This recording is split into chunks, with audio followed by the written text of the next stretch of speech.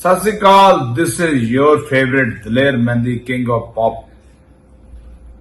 पर मैं अपने बारे तो बहुत तारीफ कर ली है, पर अपने तो ज्यादा वड्डा फैन है मैं। बहुत वड्डी मूवी आ रही है जो वर्ल्ड वाइड रिलीज होनी है 12 मई ਨੂੰ। ਤੁਸੀਂ ਦੇਖੋਗੇ ਤੇ ਖੁਸ਼ੀਆਂ ਨਾਲ ਭਰ ਜਾਓਗੇ। ਤੁਹਾਨੂੰ ਮਾਣ ਹੋਏਗਾ ਆਪਣੇ ਉੱਤੇ, ਆਪਣੇ ਪੰਜਾਬੀ ਹੋਣ ਤੇ। ਮੇਰੇ ਫੇਵਰਿਟ ਉਹਦੇ ਵਿੱਚ 3 ਸਟਾਰ ਨੇ, इफ्तिखार ठक्कर, नासिर चनोटी जी और सैमा बलोच। फिल्म आ रही है 12 मई ਨੂੰ super Punjabi world wide release होने वाली है।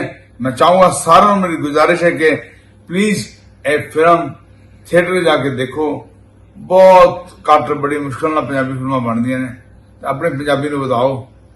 जिंदे रहो, वसदे रहो, रब रखा, चक दो फटे।